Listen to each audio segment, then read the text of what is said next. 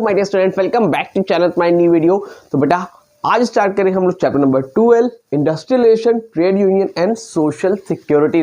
Last video में हम लोगों ने रिक्रूटमेंट चैप्टर कंप्लीट कर लिया था। अगर आप लोगों ने अभी नहीं देखा तो जाकर उसको देखो। चलो स्टार्ट करते हैं और देखते हैं इस चैप्टर में हमें क्या पढ़ना है। तो बेटा industrial relation, trade union and social security, इन्होंने 3 पार्ट में डाला है। चैप्टर तो बहुत लेंदी आपकी बुक में दे रखा है, पर जितना है हम लोग उतना ही कवर करेंगे, जो कि बोर्ड एग्जाम में आपका उतना ही आएगा। जितना मैं कराऊंगा उतना ही आपके एग्जाम में आएगा। सबसे पहला टॉपिक है इंडस्ट्रियल रिलेशन। अब ये इंडस्ट्रियल रिलेशन का मतलब होता क्या है? पहली बात देखो बेटा समझना, इंडस्ट्रियल रिलेशन का मतलब ये होता है कि एम्प्लॉय और एम्प्लॉयर के बीच में कैसा रिलेशन है। मतलब देखो एम्प्लॉय मतलब होता है एक ऑर्गेनाइजेशन होता है जहाँ पर एम्प्लॉय जो कि जॉब करते हैं, एम्प्लॉयर यानी कि जो ओनर होता है, तो उनके बीच में कैसा रिलेशन है उसको हम लोग क्या बोलते हैं? Industrial relation. देखो industrial relation means the relationship between employer जो कि जो ओनर है, शेयर होल्डर है, and employees in industrial organisation. तो इंडस्ट्रियल ऑर्गेनाइजेशन में एम्प्लॉयर और एम्प्लॉयज़ के बीच में रिलेशनशिप होना अच्छा है, ज़रूरी है। मान लो मेरा एक ऑफिस है, मेरा कंपनी है, जो भी है, तो वहाँ पर एम्प्लॉय जॉब करते हैं। अगर मुझसे उनसे बनती नहीं है ना, तो मेरा जो भी कंपनी है, ऑर्गेनाइजेशन है, जो भी सेटअप है, वो अच्छे से रन नहीं करेगा, ग्रो नहीं करेगा। क्यों? क्योंकि एम्प्लॉय और एम्प्लॉयर के बीच में एक अच्छा रिलेशनशिप होना बहुत ही ज़्यादा इंपॉर्टेंट होता है। समझ में आ रही बात? ठीक है। नंबर 2 मतलब उसके आगे है ऑब्जेक्टिव फॉर इंडस्ट्रियल रिलेशन। इसके मकसद क्या है? मतलब इंडस्ट्रियल रिलेशन क्यों ज़रूरी है, ऑब्जेक्टिव क्या पर्पस है, ठीक।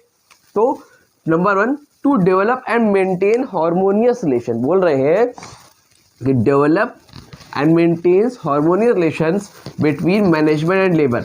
मतलब जो मैनेजमेंट है और जो लेबर है उनके बीच में हार्मोनियस रिलेशन हो। हार्मोनियस मतलब यूनिटी हो, लड़ाई झगड़ा रहा हो। समझ में आ रही बात? मतलब बेहतरीन रिलेशन हो उनके बीच में। भाई रिलेशन अच्छा रहेगा तो बिजनेस भी अच्छा चलेगा। To safeguard the interest of all the labour as well as management. बोल रहे हैं to safeguard the interest of labour, जो भी लेबर है उनका इंटरेस्ट मतलब सेफ रखना चाहिए, एज वेल एज मैनेजमेंट मतलब दोनों का रहे, दोनों का इंटरेस्ट देखना है, लेबर का भी और साथ ही साथ मैनेजमेंट का भी, दोनों का बेनिफिट रहे। इंडस्ट्रियल रिलेशन में क्या है? एम्प्लॉयज़ का भी फायदा है और एम्प्लॉयर का फायदा है। Number 3 to establish and maintain industrial democracy. Establish और मेंटेन द इंडस्ट्रियल डेमोक्रेसी। खाली एक आदमी डिक्टेटरशिप ना हो, मालूम चले एम्प्लॉयर कह रहे हैं हम बॉस है तो हमारे हिसाब से काम करना पड़ेगा, ऐसा नहीं है। दोनों की डेमोक्रेसी मतलब सबकी बात सुनी जाएगी। Number 4 to avoid all forms of industrial conflict. Conflict मतलब क्या होता है? मतभेद हो जाना, लड़ाई झगड़ा हो जाना, कहा सुनी हो जाना, है ना, नाराज हो जाना। तो किसी तरह का कॉन्फ्लिक्ट ना होने पाए किसके बीच में? इंडस्ट्री में एम्प्लॉयज़ और एम्प्लॉयर के बीच में। Number 5 to raise productivity in an era of full employment. Productivity क्या हो? बढ़नी चाहिए। प्रोडक्टिविटी को बढ़ाने के लिए आप क्या करते हो? इंडस्ट्रियल रिलेशन का इंपॉर्टेंट होता है। तो ये पर्पस है इंडस्ट्रियल रिलेशन के। अगर इंडस्ट्रियल रिलेशन अच्छा रहेगा हमारा तो बिजनेस भी हमारा इस तरह ग्रो करेगा। आई होप आपको यहाँ तो समझ में आया होगा। क्लियर है? चलो आगे बढ़े। अगला टॉपिक है बेटा ट्रेड यूनियंस। क्या है बेटा? Trade union. अब पेपर के पॉइंट ऑफ व्यू से ये इंपॉर्टेंट तो ही है, लेकिन ये वेरी इंपॉर्टेंट है, तो इसको ज़रूर से देखना। ठीक, देखना इसको भी, लेकिन इसको ज़रूर से देखना। अब ये ट्रेड यूनियन होता क्या है? तो वो आप लोगों ने देखा होगा, बहुत सी मूवियों में देखा होगा। अपना अगर किसी ने अमिताभ बच्चन की कुली मूवी देखी होगी तो उसमें जो कुली रहते हैं सबका अपना यूनियन रहता है। कोई कुछ होता है, आपने देखो कोई भी अलग अलग डिपार्टमेंट, बैंक है ना, बिजली विभाग है, एग्रीकल्चर डिपार्टमेंट है। जब कोई गवर्नमेंट कोई ऐसा फैसला लेके आती है तो सब लोग साथ में क्या करते हैं? स्ट्राइक करते हैं। आप देखो ना, कहते हैं हमारी मांगे पूरी करो, पूरी करो, पूरी करो, है ना, नहीं झुकेंगे, नहीं झुकेंगे। सुना है सब कि नहीं सुना है? तो ये सब चीज़ें क्या होती है? वो ट्रेड यूनियन के वाले ही तो होते। मतलब जब कई लोग मिलके, जो लेबर तबका होता है, जो लेबर वाले लोग होते हैं, अपने बॉस के खिलाफ जो है अपना खुद का एक यूनियन बना लेते हैं, उसको हम लोग क्या बोलते हैं? Trade union.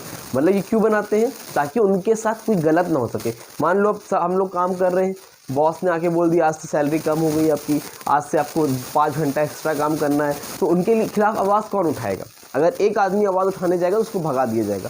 लेकिन जब 100 आदमी एक साथ आवाज़ उठाएंगे तो फिर आपकी बात को सुना जाएगा। अगर आप कहीं काम करते हो और अगर आपके साथ गलत हो रहा है और अगर आपके साथ 50 लोग खड़े हो जाएंगे स्टाफ के, तो 50 को एक साथ निकालेगा नहीं, फिर आपकी वहाँ पर बात सुनी जाएगी। समझ में आ रही बात? तो इसलिए ट्रेड यूनियन का काम होता है। तो क्या है trade union?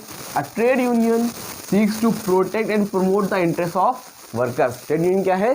Seeks to protect and promote the interest of worker. Worker के जो भी इंटरेस्ट है उनको प्रमोट करने के लिए। ठीक, आगे बात करते हैं functions of trade union. Functions of trade union क्या क्या होते हैं? नंबर 1, पहला फ़ायदा क्या भैया? प्रोटेक्शन। प्रोटेक्शन किस पर्पज से? पूरा trade union safeguard workers against all sort exploitation by the employees and political parties. बोल रहे हैं जितनी पॉलिटिकल पार्टीज़ है या फिर जितने भी एम्प्लॉयर जो आपके बॉस है, तो किसी तरह के साथ आपके साथ एक्सप्लॉयटेशन ना पाए। आपके साथ मतलब लेबर के साथ, वर्कर के साथ एक्सप्लॉयटेशन ना हो। तो वहाँ पर जब ट्रेड यूनियन रहेगा तो क्या करेगा? उसको प्रोटेक्ट करने का काम करेगा। एक को तुम मारोगे तो हम 50 खड़े हो जाएंगे। समझ में आ रही बात? ये ऐसा मामला है।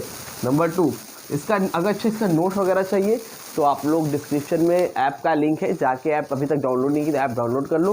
फ्री ऑफ कॉस्ट नोट आपको मिल जाएगा।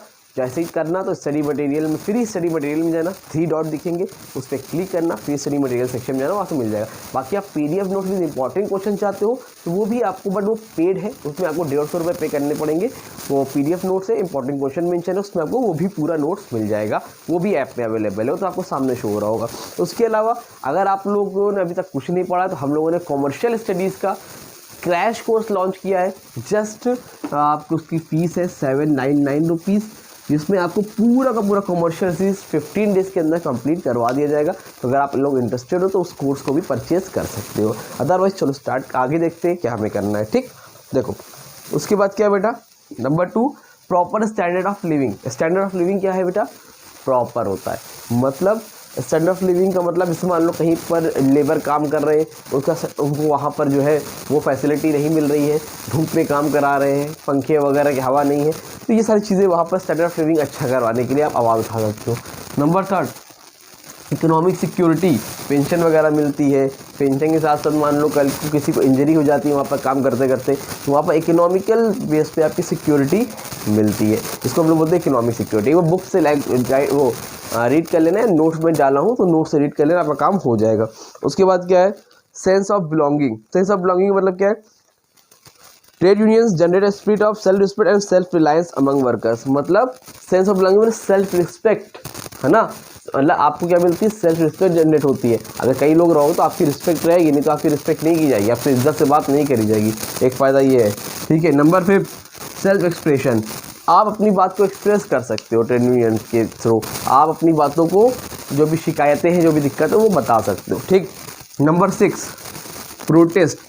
अगर कोई ऐसा रूल्स एंड रेगुलेशन आया है जो कि आपके लोगों के अगेंस्ट है, तो आप लोग क्या कर सकते हो? उसके खिलाफ प्रोटेस्ट कर सकते हो, स्ट्राइक कर सकते हो, लॉकआउट कर सकते हो, जहां पर आपकी बात को फिर सुना जाएगा। तो ये फंक्शंस होते हैं ट्रेड यूनियंस के। ये इंडस्ट्रियलाइजेशन था, तो आपके सिलेबस में इतना ही है। अब लास्ट टॉपिक है सोशल सिक्योरिटी। अब आपकी बुक में बहुत ढेर सारे टॉपिक है, सब नहीं पढ़ना है, उसको कट कर लेना। जितना करा रहा हूँ बस उतना ही करना है। इसका स्क्रीनशॉट ले लो बेटा, फिर जो टॉपिक बचा है वो कराता हूँ, चैप्टर को कंप्लीट कराते हैं।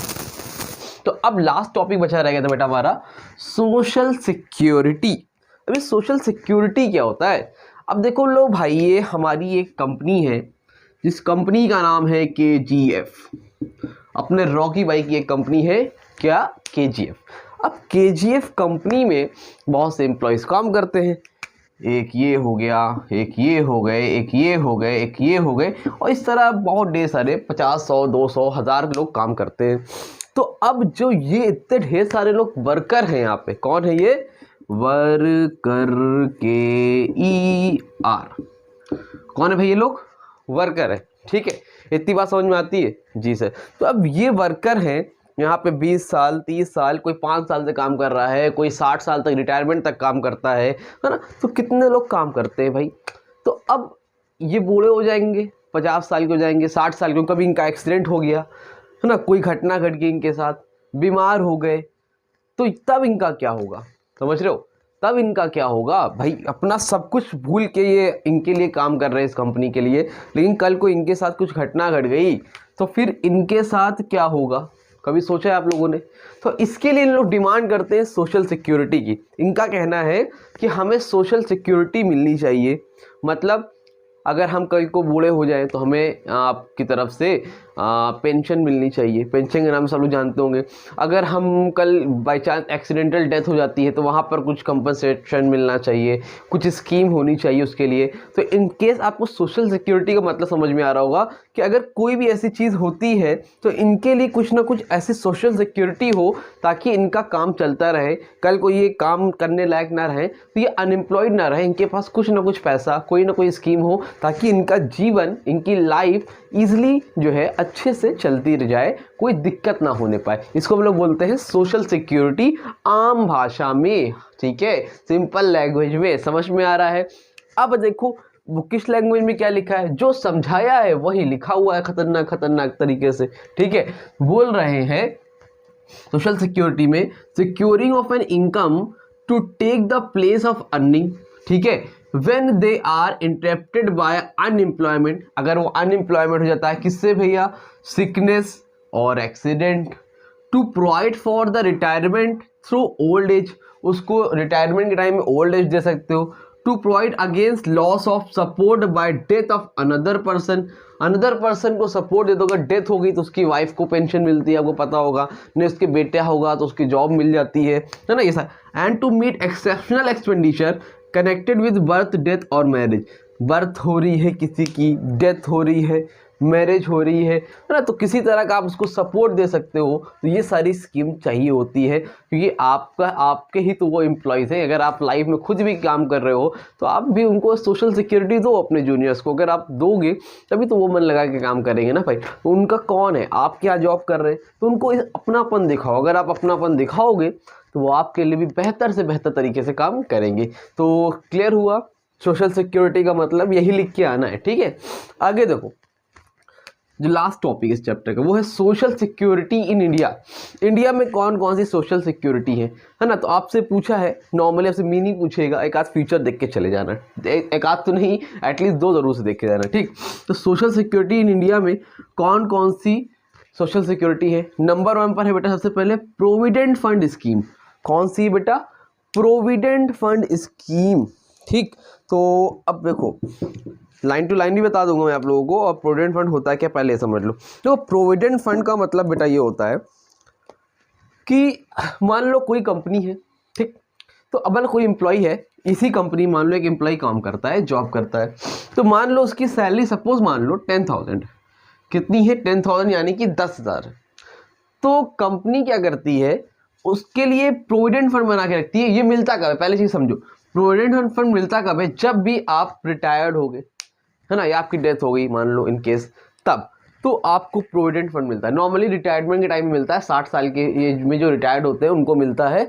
और अगर बाई चांस एक्सीडेंटल डेथ होगी तो उस टाइम मिल सकता है, वो अलग बात है, वहाँ पर नहीं अप्लाई होगा। बट नॉर्मली आपको कब मिलता है, जब आपका रिटायरमेंट होता है, तो उसको हम लोग क्या बोलते हैं, प्रोविडेंट फंड। अभी गवर्नमेंट देती कैसे, या फिर कंपनी देती, प्राइवेट वाले भी बहुत से लोग चलाते हैं, तो देते कैसे, इन लोग क्या करते हैं, 10,000 रुपीज़ मान लो सपोज आपकी सैलरी, तो 10,000 में 10% मान लो 1,000 रुपये, ठीक, क्या होगा, एम्प्लॉय को पैसा नहीं मिलेगा, वो प्रोविडेंट फंड में जमा होगा, ठीक। 10,000 में 10% जो है मतलब एम्प्लॉय जमा करेगा, और 1,000 रुपये अलग से 10% जो है हर महीने का 1,000 रुपये एम्प्लॉय और 1,000 रुपये एम्प्लॉयर यानी कि बॉस आपका, वो भी देगा, ठीक, दोनों लोग देंगे। और इसको क्या किया जाएगा, एक कहीं पे जैसे पॉलिसी वगैरह होती है ना, सोशल इंश्योरेंस वगैरह, तो उसमें क्या किया जाएगा, आपका जमा कर दिया जाएगा। और फिर जब आप एक टाइम के बाद रिटायर्ड होगे तो आपको ये पैसा इंटरेस्ट के साथ बढ़ाकर मिलेगा। समझ में आ रही बात, आपको ये पैसे इंटरेस्ट के साथ बढ़ाकर मिलेंगे। हाँ, इन केस मान लो आपको बहुत बीच में ज़रूरत पड़ गई तो आप लोग इसको विड्रॉ भी कर सकते हो। घर बनवाना हो गया, कंस्ट्रक्शन का काम है, मैरिज वगैरह है, तो इस पैसे को आप बीच में जो भी है आप स्कीम को ले भी सकते हो, ठीक। और ये मिलता कब है, एटलीस्ट 3 मंथ काम करने के बाद, ठीक है, मतलब कम से कम आपने 3 महीने काम किया हो प्रोविडेंट फंड स्कीम में, ठीक है, समझ में आ गया। चलो अगला दूसरा है ग्रेट्युटी। इसका मतलब क्या होता है, ठीक है, तो इसका मतलब क्या होता है, ग्रेट्युटी का मतलब होता है बेटा कि मान लो ये स्कीम उनके लिए होती है, मान लो कोई है, जैसे ये है हमारे बहुत पुराने आदमी हैं, रोहन अंकल, अब रोहन अंकल जो हैं, शर्मा जी, ऐसे नहीं, मान लो शर्मा जी, अब कोई भैया किसी का नाम होगा तो बुरा ना मान जाना जी, ठीक है। तो शर्मा जी जो है पिछले 30 साल से 40 साल से हमारी कंपनी में काम कर रहे थे, अब ये रिटायर्ड हो रहे हैं। अब इनके लिए कुछ ना कुछ तो बंदोबस्त करना चाहिए ना भाई, इतने साल से काम कर रहे थे और अब जा रहे हैं तो इनका क्या। तो कंपनी इनके लिए क्या करती है, ग्रेट्युटी की फॉर्म में एक गिफ्ट समझ लो देती है। मतलब कैसे सर, जैसे मान लो लास्ट के 15 डेज मान लो जो कोई भी एम्प्लॉयज़ है, इनकी सैलरी मान लो 20,000 रुपीज़ पर मंथ है। कितनी है? 20,000 रुपये पर मंथ। तो ये क्या करेंगे, जब ये रिटायर्ड होंगे तो ये 30 दिन का पैसा है, तो 15 दिन का पैसा कितना होगा? 30 दिन का पैसा अगर 20,000 है तो 15 दिन का कितना पैसा होगा? जी सर 10,000 रुपये। तो आप इन लोग क्या करते हैं, कंपनी क्या करती है, तो 15 डेज की जो भी अर्निंग है, कितनी है? 10,000 रुपीज़ है ना, तो जितनी भी अर्निंग है उसका मल्टीप्लाई कर दो कितने साल उन्होंने काम किया, कितने ईयर, हाउ मैनी ईयर्स, ठीक है, ही सर्व्स यू। तो उन्होंने कितने साल की, मान लो 20 साल काम किया, तो 10,000 का 20 से मल्टीप्लाई करो कितना हो जाएगा? 2 लाख रुपीज़। तो ये 2 लाख रुपीज़ है, ये कंपनी उनको देती है जब वो कभी भी टर्मिनल बेसिस पे, रिटायरमेंट नहीं मान लो छोड़ के जा रहे हैं, कभी भी जॉब छोड़ के जा रहे हैं तो उनको मिलेगा। मतलब टर्मिनल बेसिस पे होती है, ऐसा नहीं कि रिटायरमेंट के टाइम में होती है। मान लो कम से कम उसने 5 ईयर्स, ये स्कीम उनके लिए होती है जिन्होंने एटलीस्ट 5 ईयर्स वर्क किया हो, ठीक है, एटलीस्ट 5 साल तक काम किया हो, उनके लिए होती है और उनको ये पैसा इस तरह से दिया जाता है। समझ में आ रही बात? जितने भी साल का, अगर 10,000 का 5 साल काम किया हो तो 10,000 का 5 से मल्टीप्लाई हो जाएगा, इस तरह से होता है। क्लियर हो रही है? बुक से एक बार रीड कर लेना, ईजिली समझ में आ जाएगा, नोट्स में अपलोड कर देता हूँ, ठीक। टेलीग्राम चैनल ज्वाइन नहीं किया तो ज्वाइन करो, और आप लोगों के लिए अब रेगुलर बेसिस पे इंपॉर्टेंट क्वेश्चन की भरमार आने वाली है, जो कि आप लोग बहुत ज़्यादा वेट कर रहे थे। भरमार का मतलब इतना नहीं दे दूँगा कि इंपॉर्टेंट ही ना रह जाए, मतलब इंपॉर्टेंट क्वेश्चन की वीडियोस लाने वाला हूँ, ठीक। Number 3, pension. सर ये पेंशन क्या होती है सर? यार पेंशन तो यार बच्चों को पता है, आपको ही पता होगा। जब वो ये ओल्ड एज में लोगों वालों को मिलती है, जो रिटायर्ड होते हैं उनको मिलती है, इसको क्या बोलते हैं हम लोग? पेंशन। कभी कभी मान लो किसी के हस्बैंड की डेथ हो गई, जो विडो होती है, विडो समझते हो ना, जिनको विधवा बोलते हैं, तो उनको भी मिलती है। अगर मान लो उनके नहीं है तो उनके बच्चों जो होते हैं उनको मिल जाती है, उनको हम लोग क्या बोलते हैं? पेंशन मिलते हैं। तो under the employees provident and miscellaneous provision act, the government of India has framed family pension scheme to provide family pension benefit to the employees को ये पेंशन दी जाती है।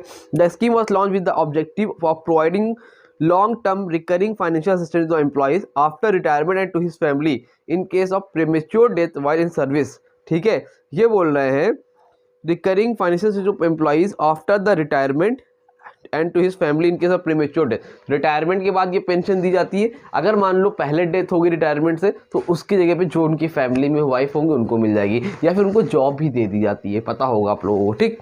नंबर 4 है ग्रुप इंश्योरेंस। ये कौन सी स्कीम भाई? देखो एक आदमी जैसे मैं हूँ, मैंने अपना मान लो लाइफ इंश्योरेंस कराया है, अगर मैं उस टाइम पीरियड से पहले मर जाता हूँ तो मेरे घर वालों को उतना पैसा कंपनसेट कर दिया जाएगा, उसको हम लोग बोलते हैं लाइफ इंश्योरेंस, है ना। तो उसी तरह ग्रुप इंश्योरेंस होता है कि जितने भी लोग हैं, मान लो एक ग्रुप है जहाँ पर 10 लोग एक साथ मिलकर काम करते हैं किसी कंपनी में, तो उन सब का जब साथ में इंश्योरेंस करा दोगे, जब सबका एक कंपनी, एक रिकॉग्नाइज ऑर्गेनाइजेशन सबका करा देती है, अगर उसमें से किसी भी इंडिविजुअल कुछ भी होता है तो सबके लिए ग्रुप इंश्योरेंस होता है। समझ में आ रही बात? मतलब अगर 10 लोग काम कर रहे हैं तो वो सब पे काम करता है, सबके लिए अलग अलग इंडिविजुअल इंश्योरेंस कराने की वहाँ पर ज़रूरत नहीं होती है। और लास्ट में है मैटरनिटी बेनिफिट। मैटरनिटी बेनिफिट्स का मतलब क्या होता है बेटा? इसका मतलब ये होता है, जब सपोज मान लो कोई लेडी है, ठीक है, कोई भी प्रेग्नेंट लेडी, कौन प्रेग्नेंट लेडी है और ना बेबी को बर्थ देने वाली है, होने वाला है किसी का, तो ऐसे केस में भी आपको छुट्टी मिलती है। कितने वीक्स की मिलती है भाई? 12 वीक्स की। 12 वीक्स की हॉलीडेज मिलते हैं, मतलब बिफोर बर्थ और आफ्टर बर्थ, ठीक है। 6 वीक्स बिफोर बर्थ और 6 वीक्स आफ्टर बर्थ। और ऐसे केसेस में कंपनी आपको पूरा का पूरा पैसा पेड करेगी, पेड ऑल द सैलरी, मतलब जितनी भी सैलरी है पूरा पेड करेगी, छुट्टी का पैसा नहीं काटेगी।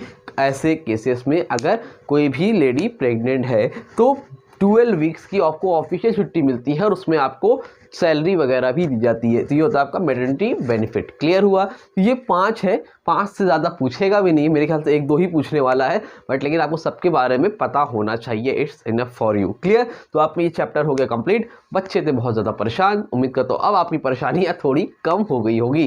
तो वीडियो अच्छी लगी तो वीडियो को लाइक करो, चैनल को सब्सक्राइब करो। मिलेंगे नई वीडियो में, तब तक के लिए थैंक यू सो मच।